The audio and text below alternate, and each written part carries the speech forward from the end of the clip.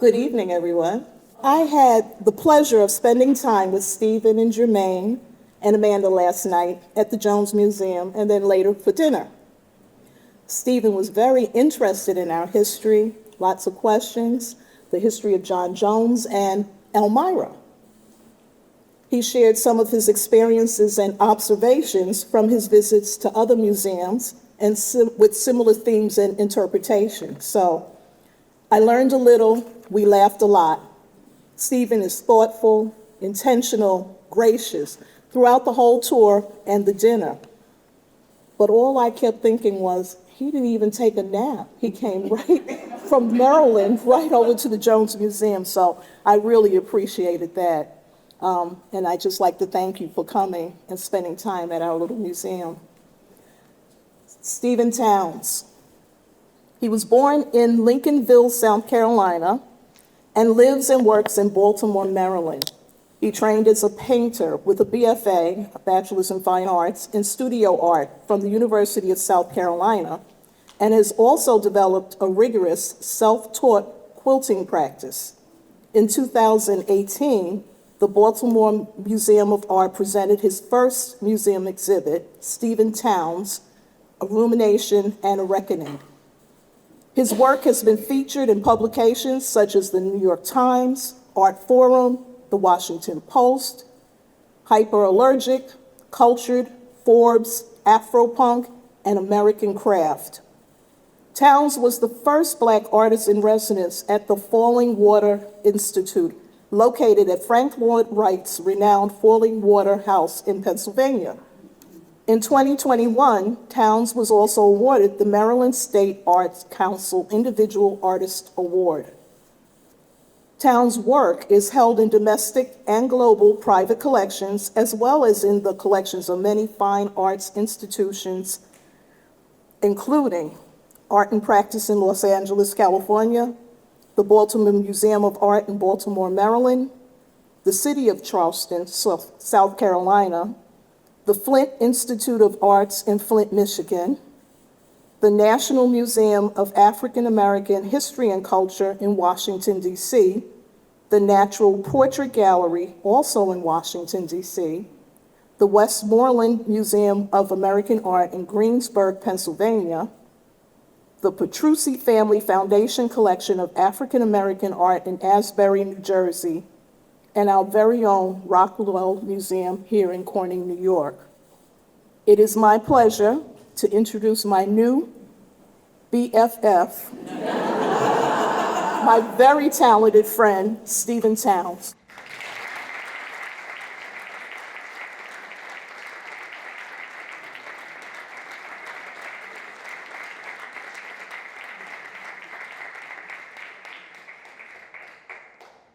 I'm not a doctor either, but I'd like to think so sometimes. Thank you all for coming out. I cannot believe this. All of you took your time to come here and hear me talk. I don't take these things for granted because you could be anywhere else, and you've chosen to spend time with me and everyone else here. So I hope that you enjoy this talk and you learn about some things that you didn't know about before. As she said, my name is Stephen. I live in Baltimore, Maryland, and I'm from South Carolina. I came to Baltimore in '08 during the economic crisis. I was working at a medical university and everybody was being laid off, and it was like, uh-oh, my time is coming next. And it did happen, and I was unemployed for about 2 years before I could find work again. This is me. Quiet and shy, wouldn't talk about anything, so it's so weird that I'm standing here talking in front of all of you. But he didn't know he would be an artist, and he didn't know that he would give voice to so many people. And I feel like the point that it happened was when I came to Baltimore. I don't know if any of you have been there, but there is a lot of sort of racial segregation there. And it made me aware that there are things going on that I had no idea of. I would do work around history, but I didn't really sort of delve into it as I have now. And so at that time period, I started reading about history and the history of slavery. And three books that were very important to me were Uncle Tom's Cabin by Harriet Beecher Stowe, Incidents in the Life of a Slave Girl by a woman named Harriet Ann Jacobs, and the other book was 12 Years a Slave by Solomon Northup. And the one thing that I learned by reading all of those books is it gave a really sort of interesting and deep dive into American history. One from a white woman who was an abolitionist, another from a black man who was free, who went back to slavery and became free again, and another from an enslaved black woman who escaped to freedom. And so that inspired my work, and ever since then I started doing work. Like this child, I started thinking about other people in the history of America. And one of the things that I did was I created my first quilt, and this quilt is called Birth of a Nation.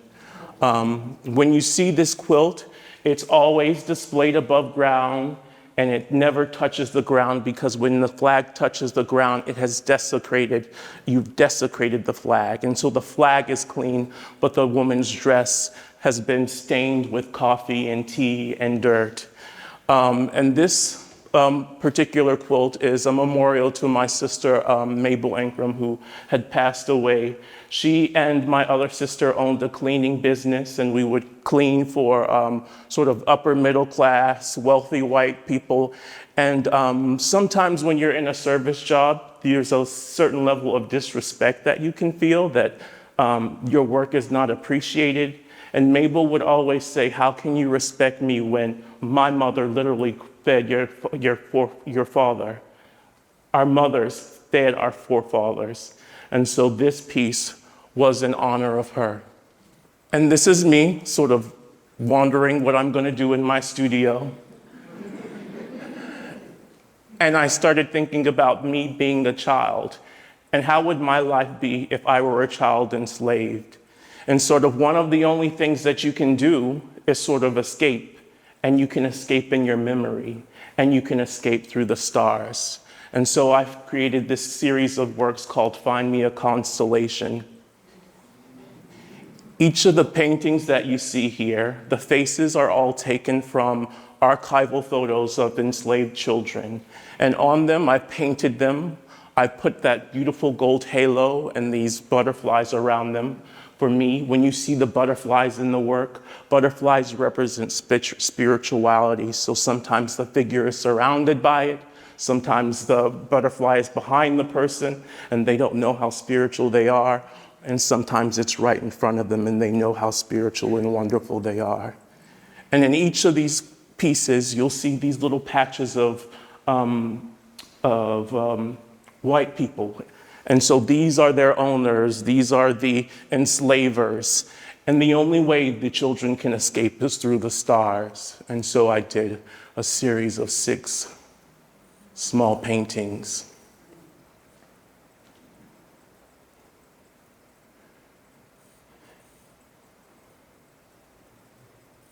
And while in Baltimore, I was there during Freddie Gray and the Baltimore Art Uprising, and I had seen how it had been displayed on TV and experiencing it in person. It was sort of very shocking to me to hear about violent events, the violent death of Freddie Gray, and sort of the violent attacks by the police, and the violence of the uprising. And so what I wanted to do is I wanted to explore like violence. Whose violence is justifiable?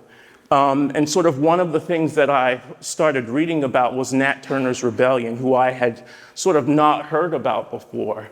But there were a number of slave rebellions that had happened before his slave rebellion. And his slave rebellion is actually considered one of the most successful slave rebellions in American history.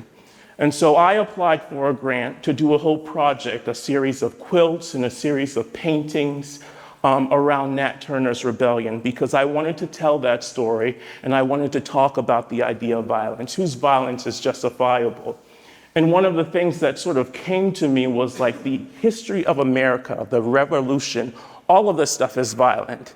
And it's hard sometimes to digest that because we all just sort of think of pride. But our history is very violent. So if you don't know about Nat Turner was an enslaved man, and he was born, I have to look at my notes sometimes because there's a lot of dates. He was born in October of 1800. Another thing that I want to sort of add that I didn't add, the reason that I wanted to focus on this story is because there is a lot of magic and there is a lot of mysticism in this story. One of the things that's very important in this story is the solar eclipse, and so I'll tell you about that when we go further along. But when I was doing this story, I was able to go to Cortland, Virginia, where the incident had actually happened. I was able to meet with people who were distant relatives of Turner, and I was able to go through different documents and books just to learn about Turner's rebellion. And one of the first things I did is I created this series of quilts, the story quilts of Nat Turner. So Turner was born in 1800, and he was very close to his grandmother. And this is one of the first pieces that I created called Special Child. And here you see Nat reading the Bible. Nat was born to, there's very little known about any of his relatives except that he was close to his grandmother. And he was on the plantation of Benjamin Turner and his son Samuel. And the thing you have to sort of realize about slavery is that a lot of times when we watch these movies like Gone with the Wind, sometimes you see these big plantations with fields of slaves. A lot of times that did exist, but many times it wasn't that. It was like one person that owned like 10 or 2 enslaved people. And so Turner was on one of those small farms. And what's unusual is that he was born with a mark on his head and his chest. And his grandmother said that he was a special child. And he learned to read at a very young age. He said it just came to him, but we think that it was probably the enslaver's wife who taught him how to read.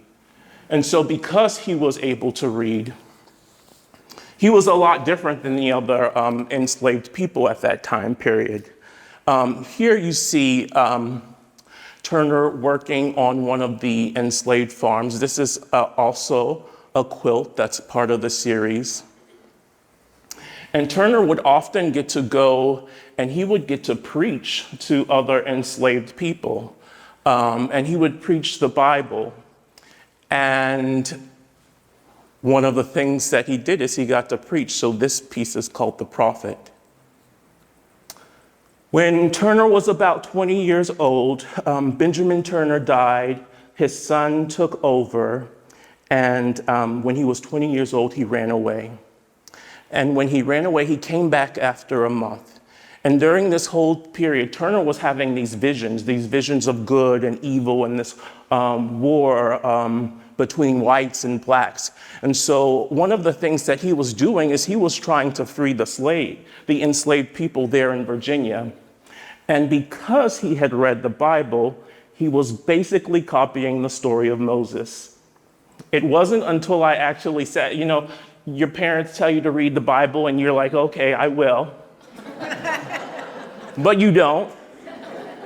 And so while I was doing this project, I actually read the Bible and I read the story of Exodus. And I had no idea how violent it was. So Moses comes back, he comes back to Egypt and he says, let my people go. God showers all of these plagues that come to the Egyptians, and then the Israelites are able to leave. But when they leave and when they go to the promised land, the thing that they are to do is to go into each tribe. They are to kill every man, every woman, and every child. And when they kill every man, every woman, and every child, they are to grab everything up and they are to offer everything up to God. You must do that. When you read the story of Exodus, there are sections of it where there is this one tribe that does not do that, and God takes the whole family, opens the ground up, and swallows them up. And for me, I had no idea about this. And I had no idea that this was such a violent story. And so Turner's story, he took this story and he wanted to do the exact same thing. He said, I'm going to work with a band of slaves. And one night we're going to go into each of our master's house and we are going to kill every man, every woman, and every child. And then we want to get the other enslaved people to join us. And then we're going to go to this town in Virginia called Jerusalem. So this is him, and this is his vision, the vision of good and evil. He goes, he's sitting in this water, and he has this vision of good and evil.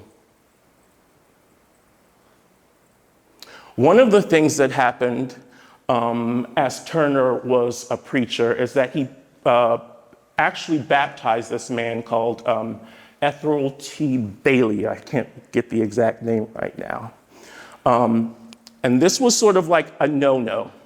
This was a no-no at the time. There is no way a black man could baptize a white person because you are the downtrodden. And when I read more about him, it was that the white man was considered unclean. And doing more research, it sounds like the white man was just gay.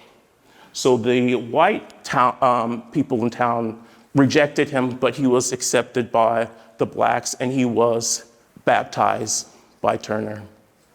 Turner had gone back and forth. He had gone and he had had these visions, and he had wanted to do this raid, and he was trying to work with others, a small group of people, in order to create this insurrection. The thing that you have to realize at the time is that there had been other insurrections. There had been the one in Haiti, there was Denmark-Vesey in South Carolina, there were a number of them. And at this time period, like lots of presidents and people knew that we could not live with enslaved people. At some point, the enslaved people will revolt. In fact, in that part of Virginia, there were more black people than there were white people. So there was always sort of this fear of, what are we going to do? Something has to change.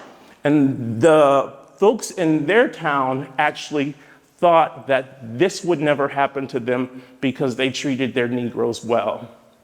So this was very, very surprising to them. And so he had come up with this idea. He's basically copying the story of Moses to do this slave revolt in Virginia and to free these other enslaved people in Virginia. And the thing is that they made sure that they kept this amongst themselves. People like 4 or 5 men, they weren't wanting to tell lots of people because they knew if they told other people, then their story would get out. And so they go and they plan this insurrection. And this is a piece called One Night at Cabin Pond, where they're planning the insurrection. In February of 1831, there was a solar eclipse. And for Turner, when he saw this solar eclipse, he was like, okay, God is speaking to me. God is telling me that I should have this insurrection in Virginia and that I'm going to free the enslaved people of Virginia and I'm going to save America. I'm going to make sure that we're all free. So what happens is they plan the insurrection on July the 4th. Turner gets sick. He gets scared. He's thinking this is not going to work. So it doesn't happen. And the next thing that happens is that in August of that year, something happens to the sun. The sun turns like this greenish, bluish, sort of silver color. And for him, that was God's message to say that the insurrection should happen. And now we know that that event probably happened from a volcano that had erupted during that time period. So he goes. He plans this insurrection, and they say, we must do this with our master's weapons. We're not going to hold any knives. We're not going to have our own guns. We're going to do this with their own weapons. So it starts on the night of August 21st. And so I'm telling this very violent story with not violent imagery. And there you see Turner going to the house. The insurrection actually didn't last very long. They went to a house, they had killed people there, and they would go to other houses. And then they were trying to recruit other enslaved people, and other enslaved people were like, we're not going to do this. This is not safe. This is not a good idea. We're not going to do this.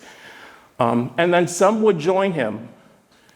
But the actual revolt actually ended like the second day after. What had happened was word of the revolt had gotten out, and the militia were coming in and they were attacking the enslaved people who were creating. So this is the March to Jerusalem, and this is Turner and his band of men being captured by the militia. So what ends up happening is they capture the men, Turner runs away, and he's hidden in this cave. And while he's hidden in this cave, they have the trials for the other enslaved people. They find some guilty, some are hung, some are killed. What also is happening at this time period is people were already afraid of a revolt. And when this actually happened, people took it out on their enslaved people. So there were other enslaved people being killed because people suspected something had happened. Or if someone didn't like you, they could kill you because they had a reason to. And so what ended up happening, sorry, I'm gonna go back. So what ended up happening is Turner was hiding in this cave. He had food. We don't know who was helping him at the time, but someone who was hunting had a dog, and the dog had smelled his food, and they found Turner. The murders the other executions had happened. They caught Turner, and Turner was tried. While Turner was being tried, a lawyer who was sort of out of his luck went and visited him. And Turner was being very forthcoming with what happened and why he did it and how he did it and sort of the mysticism of it.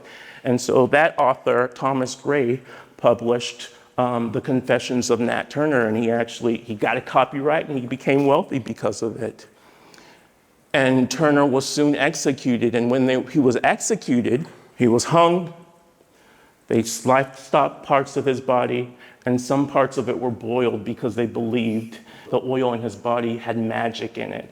So I don't know if you have read anything about the Civil War, but one of the things that shocked me was this idea called souveniring. So what people would do is if someone had gotten shot somewhere and there was a hole in the wall, people would cut that part out and keep it. When people were being executed, people would cut off pieces of their body. They would dry it up and save it. So this is the violence of American history that we don't quite know of. And so they did the same thing to Turner's body. There are lots of sort of ideas that his skin was made into a lamp. Two people have said that they have his skull. Like, nobody really knows where his body is. And the thing to sort of take an account is that this was considered the most successful uprising. 55 to 60 whites were killed, but the estimates are like 120 to 200 blacks were killed in retaliation.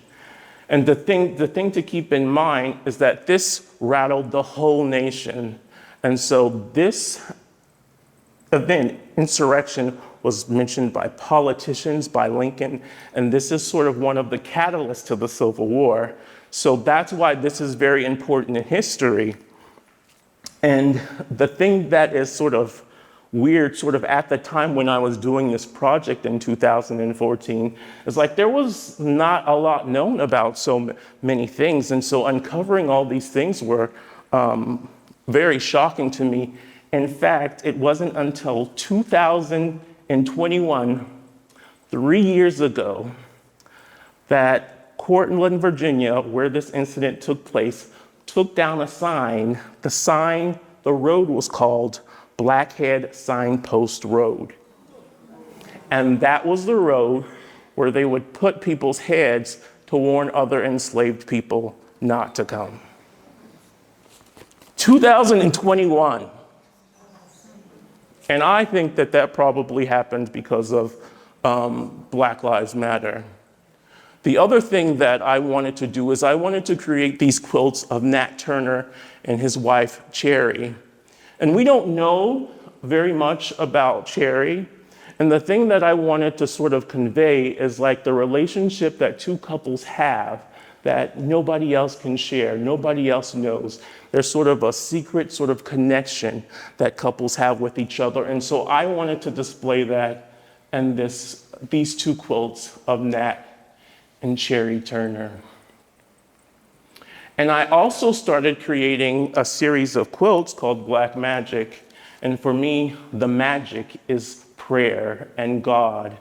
And so what I was doing is using Nat and Cherry Turner and sort of these magic tricks for them to figure out how to escape slavery. So you have the dove. And this was one of the churches that we saw in Cortland, Virginia when we visited. Sleight of hand and escaping chains to free their child. History is evolving. One of the things that I just found out that was just written in a book like right after I had done this project is one historian thinks that part of the reason that Turner had done the insurrection was like in February of that year, his son, who was owned by another person nearby, was about to be sold for debt. And card tricks. These yellow butterflies we would see everywhere when we were in that part of Virginia. This is one of my favorite pieces because I did not even know this when I was making this piece, but psychologists had told me that often when soldiers are going off to war, the couple would often get in a lot of fights. And the reason they were getting in fights is because it's a way of the partner that's not going to war to distance themselves from their spouse in case their spouse was never coming back. And so that's sort of what this piece does. And God's ways are mysterious. And so I did these series of paintings. These are all my coworkers, friends, and me. And this was inspired by a book called Good Lord Bird by James McBride. And in this book, it's a fictionalized telling of John Brown's rebellion. And in that story, there is going to be an insurrection happening. And the townspeople figure out who the enslaved people are that are going to have the insurrection, and they decide to execute all of them. There is an older woman who was planning the insurrection, and there was a young man who was behind her. And he is afraid because he knows that he's about to die. And so the older woman, when she was about to be hung, she looked behind him and she told him to be brave. So when they hung the noose around her, she jumped off herself so that they did not have that control over her. And so that's what these pieces sort of represent.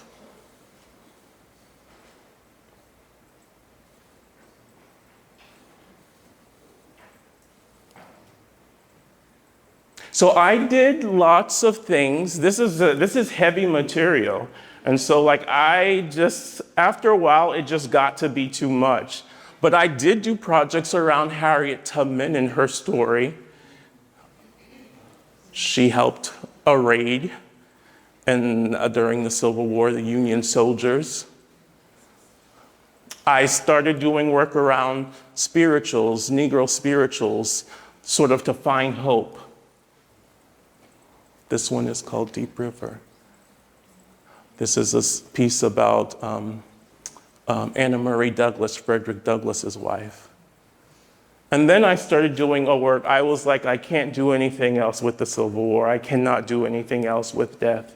And so I started doing works around labor in the USA after the Civil War, during emancipation. And this was part of my exhibition, Declaration and Resistance, that was able to tour to a couple different museums. And so I researched coal miners, I researched nurses, people in healthcare, agricultural workers. And by this time, people were not enslaved. They were working for a living. And I wanted to be able to tell those stories. Teachers. And so I would take archival photos and I would create paintings off of them. This is Flora and Lily.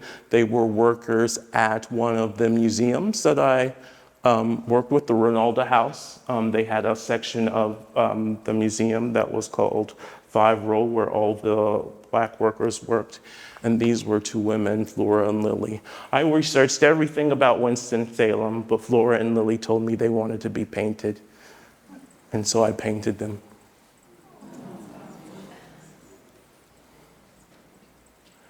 And so the next project that I'm going to do here at Rockwell in September is going to be bright. It's going to be beautiful. It's going to be happy. It's going to be love. It's going to be joy. One of the things that was sort of important to me is like, we've had a rough time here in America. And so I wanted to talk about some places that we were able to find peace. During Jim Crow, there were a lot of places that Black people couldn't go, but there were segregated beaches that people could go and find leisure. And one of the places that I wanted to focus on was this park called Paradise Park that's based in Silver Spring. You can see where it is right there on the map. And so what had happened was Silver Spring was sort of founded in the 1800s, and then in the 1920s, these two people, they started this park there. And the thing that's sort of unique about Silver Spring is that it's very clear, and so they would have these glass bottom boats that people could look through and sort of see the fish and sort of everything swimming around. They were all sort of manned by Black captains, but they couldn't take their families there until like Negro Day, which was like one day a year. And so they thought that they needed and they wanted to have a place for their families to come. And so the owners created another section of the park called Silver Spring, and it became one of the most visited parks in the United States for Black Americans during that time period. And all of the images you see in this are taken by a photographer named Bruce Mozart, who was actually sort of the innovator of the underwater photography. So if you see like women dressed as mermaids underwater, this is the guy who invented that technology. And so this is some Boy Scouts looking at people at the boats. They would have, kids would play, they would have these pageants, school groups would come, everybody would come, King, all the Mary McLeod Bethune, civil rights leaders. They would also have baptisms out there. Every Labor Day, they would have Miss Paradise Park and a scary Santa.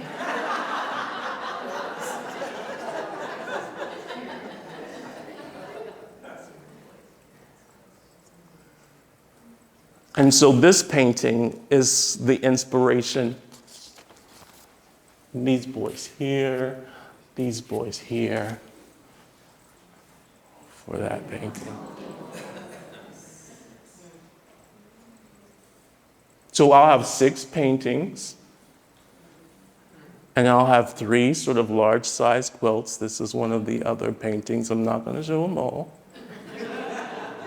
And I'll give you a preview of one of the quilts that I'm working on.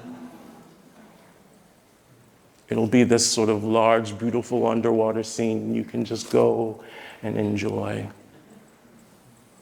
And these last few slides are just me taking you through my process of making these quilts. They come out as, they start as drawings, make the top, then I quilt it, drawing, cut out the shapes, quilt it, drawing, cut out the shape, quilt it. Underpainting, gold leaf, and the final work. So I hope this gave you a bit of an idea of who I am as an artist. I hope you come here in September. We have been planning this and thinking about some wonderful ideas on how to create a little bit of warmth and love during the fall and winter here. So when you come, you'll be shocked. You'll be like, when you go back outside, you'll be like, well, I need the sunshine. But it's gonna be a wonderful exhibition, and thank you all for coming out.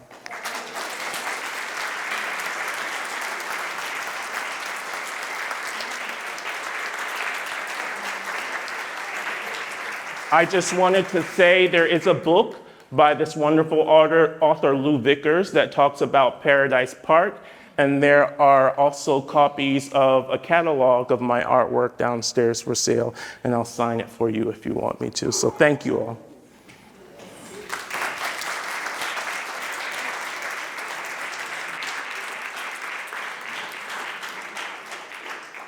Well, thank you, Stephen, for sharing your inspiration, your process, and telling these really important stories. And we're very grateful.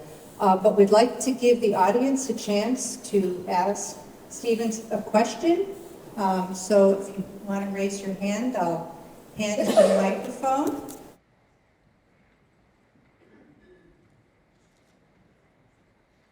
Thank you, Mary. Stephen, your work is amazing. I've appreciated it for quite a while. And the question I keep having is, do you have a preference between the painting and the quilt? I know you go back and forth, but is there one that's a little more dear to your heart than the other, or are they equally balanced? I started out painting, so it's dear to my heart, but people have fallen in love with quilts. I've already bought so many expensive fabrics and had so many expensive machines that I can't stop it. But I love sort of both of them. Painting is easier to do, but quilting is hard. It's actually physically hard on your body.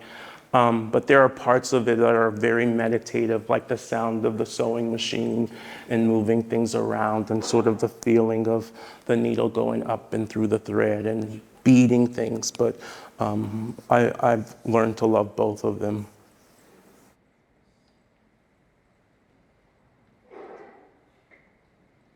I was wondering if, as you were researching at Turner, if you came across any, probably not at the time, but ex post facto reviews of him from a psychological standpoint. So much of what you were talking about and what you uncovered about his methodology and his attention to Moses reminded me of David Koresh and the French Davidians. And so I wondered if there was any connection that you saw in your research at all. I think the thing that I sort of, and this is very antithetical to what I've learned as a Jehovah's Witness. I was a Jehovah's Witness, and I think a lot of people will be don't like me saying this, but it feels like a lot of people that were considered prophets would be considered mentally ill. Like being in Baltimore, there are lots of people on heroin, there are lots of people with mental illness, and they're having visions and they're talking about all of these fantastical things. And even if when you look at this movie by Darren Aronofsky of Noah, like he made Noah sort of like a person that felt like he was schizophrenic or something. And so for me, like, people that are having, that have demons and are having exorcisms and all that stuff, it seems like a sort of a form of schizophrenia and mental illness. But I think the thing that's important to realize is we don't realize what it's like being at that time period. You live in a small town, and so me coming from Baltimore, it's like, wow, this is different. Like, there are mountains, there are trees, there are all these things. But when you think about people at that time period, like spending time to cook, figuring out what clothes you're going to wear that day.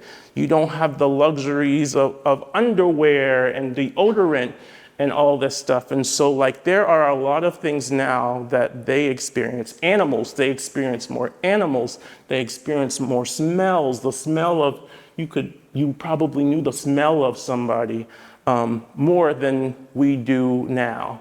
It was just a sort of a different time period. And I mean, you're a person that's being sold. Your son has been sold to another owner, and then your son is getting ready to be sold, and you're reading these stories about people getting freedom. Like, the mind can go in a lot of different places.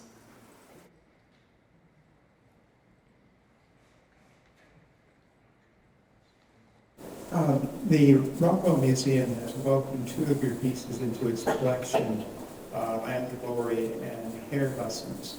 Would you please share some more information about those paintings so they're more meaningful to us? Yeah, so Hair Lessons is part of the exhibition Declaration and Resistance, and part of my sort of work doing that whole exhibition was learning about this photographer named Teenie Harris. I was highlighting laborers, but I was also highlighting other artists. And Teenie Harris was a Black photographer who sort of like took pictures of Pittsburgh at that time period. I think you'll see Teenie Harris pictures and you don't realize they're Teenie Harris pictures because like his work has just become so iconic. So like, Lena Horne, all these wonderful people who came through Pittsburgh, they were all photographed by Teenie Harris. And I wanted to create Hair Lessons as a way to honor him and to honor women who were sort of the caretakers of Pennsylvania at that time period. So I would go and we were trying to figure out what those, where they were, but we couldn't figure them out. One of the things about going through archives and going through photos are there's sometimes identifiers so you know what's happening, but a lot of his didn't have it. So a lot of it was just me Googling, looking at old buildings in color and like going to archives to see what color clothes were. And it was a way of honoring him and the people of Pittsburgh. I think there was a question over here. I was planning to head over this way. So I've got a two-part for you. Thank you for coming. I guess the first thing I'm thinking is, how are you celebrated in your adopted hometown? I've been to Baltimore for the Inner Harbor many years ago, and I thought it was a great place. I collected swatches. Yes, I did.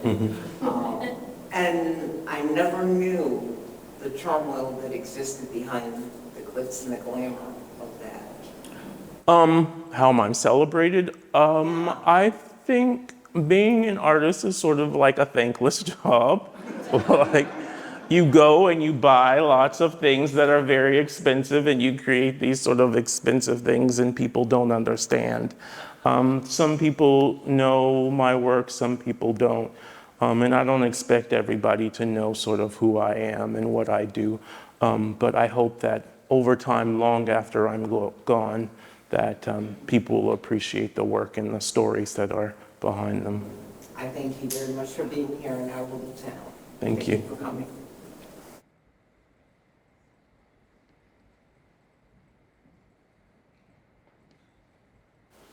Hello, I thank you as well for coming. I'm a friend of Talima's, and I can see how she was just caught up in learning your story and feeling like a best friend overnight. I would love to talk to you forever here. A couple of things that I wanted to comment on.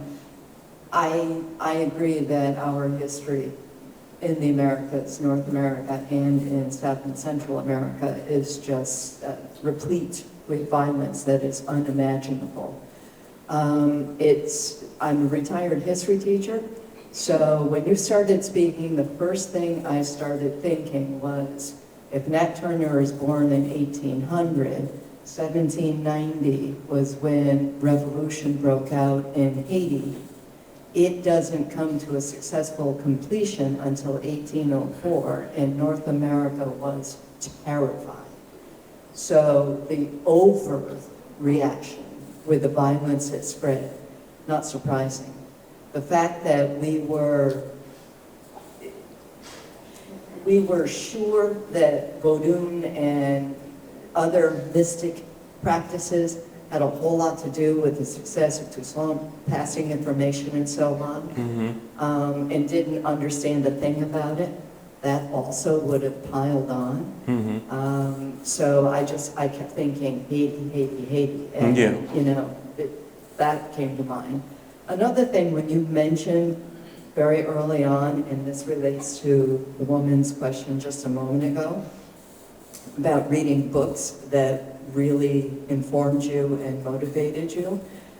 Just a couple of years ago, I read a book that many in this room had read earlier called The Immortal Henrietta Lacks. Oh, yeah. And I learned so much about segregation, racial segregation, from that book in our lifetime, and in Baltimore specifically. It's an amazing book. Yeah. Baltimore, if you don't know, is like the blueprint for redlining and creating that sort of atmosphere around the United States. So thank you so much. I'm sorry that tragedy informed your work, but your work is gorgeous. Thank you. The other thing that I sort of like want to talk about really quickly is like the idea of war and Civil War. The thing that sort of surprised me, especially going to Gettysburg, is like the actual violence is not, that's not a lot of war. War is traveling, it's somebody cooking, it's somebody getting the horses together, it's going through unknown lands, it's somebody planning these men's routes. I had no idea how important horses were. It's the horses carrying the cannons. It's like somebody cleaning up poop. Like, that is war. Like, the violence is only a small part of war, and that's why so many people die. They're doing so much work to go and kill each other. I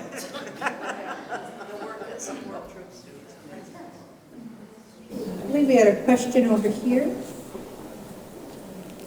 Say thank you for coming and as well as stopping in my little city of Elmira there as well.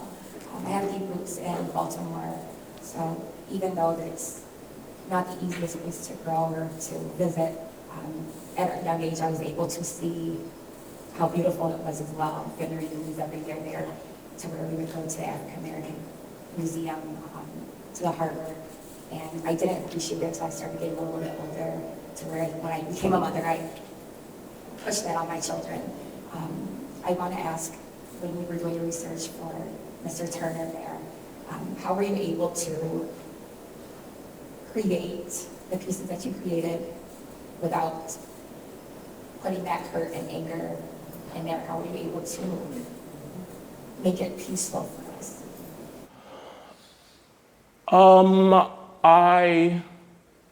I thought about the Bible, and I thought about Christmas.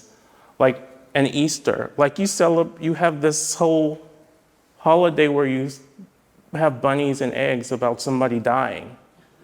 And so it's the idea of you're creating these narratives, and you bring people in by creating an environment where they can walk in. And so for me, I'm always trying to create an environment where people can walk in and people look at it and they're like, oh, I didn't know that happened. I'm learning something new. Okay, we'll take one more question, but the really good news is we're inviting you all to a reception downstairs on the second floor. And you get to talk to Stephen one-on-one as well. So if you have a question you were dying to get answered, I'm sure Stephen would be willing to do that. So do we have one last group question? I think we're, oh, one last one, I think.